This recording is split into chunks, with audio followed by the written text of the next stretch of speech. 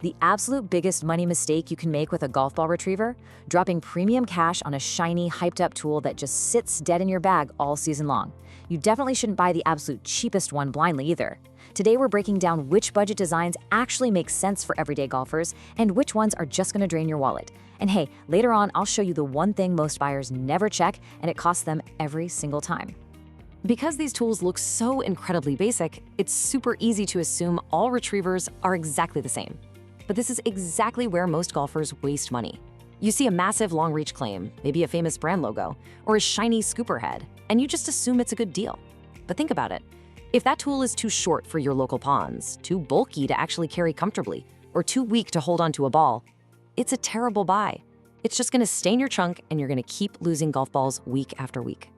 The secret to saving cash here is knowing how to judge real value. So here are your 5 rules for buying a budget retriever. First up is usable reach. You want enough length for your local hazards, sure, but excessive length, that just adds dead weight. Second, you need a head design that actually matches your specific hazards. Third, look for a reliable shaft and locking system so the thing doesn't just snap under pressure. Fourth is portability. It has to actually fit in your bag, right? And fifth is total value based on how often you play. Trust me, the most expensive option is never automatically the best value. That brings us to option number 1, the basic telescoping cup or cage design. Honestly, this is the absolute best starting point for beginners and weekend golfers. It gives you a simple, extendable shaft and a head that's built to trap the ball easily.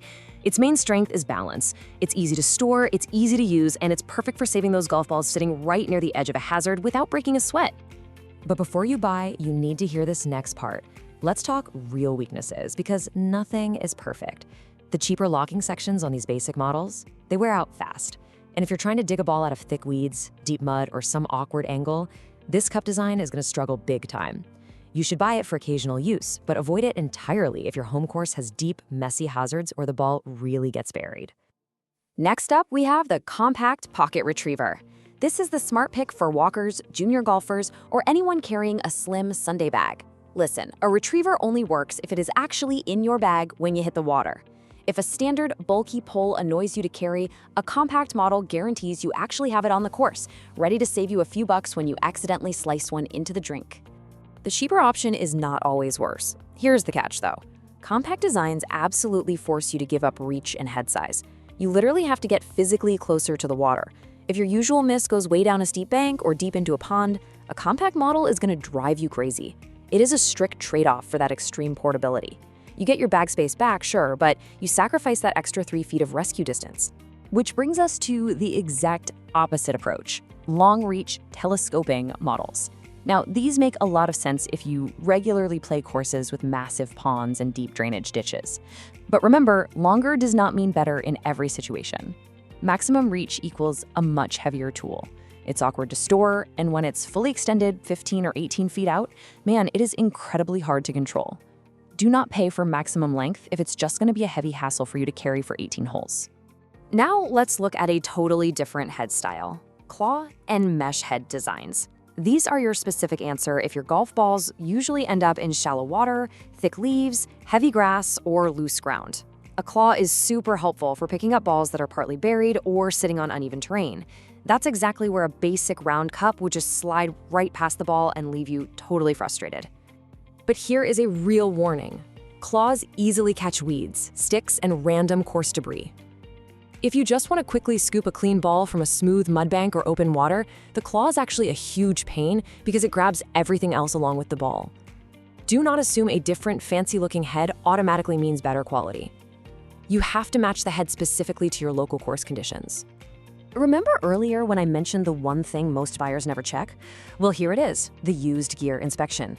Buying an open box or used premium retriever can be an awesome budget move, but if buying used, this next point matters a lot. A worn-out head is not a bargain. You've got to check the head for cracks or bent metal. Extend and collapse the shaft completely to make sure the locks actually hold under pressure. And always, always verify the folded size to ensure it fits your exact golf bag. Let's make this crystal clear. The biggest mistake you can make, the thing that turns a good deal into a total waste of cash, is buying based on price alone.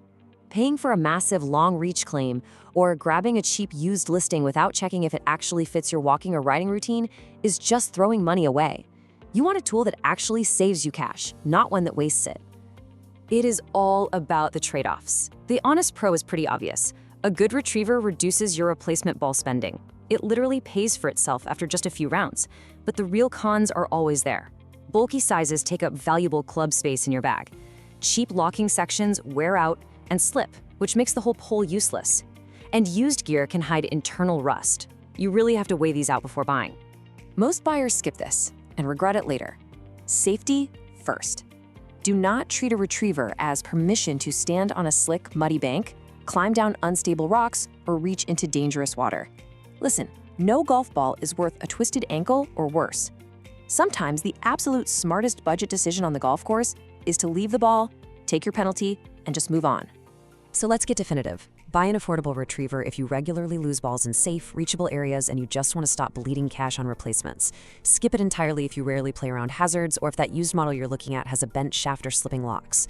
Don't buy an accessory just to have it sit dead in your bag all season long. This next part changes the final answer completely. Here is your final value verdict. The basic cup is the best overall value for most average golfers. The compact model is best if you strictly walk the course. A long-reach model is only a buy if your specific course hazards actually demand it. And the claw or mesh is best for shallow water and leaves. The real secret is matching the retriever strictly to your course, your bag, and your playing habits. Now I want to hear from you.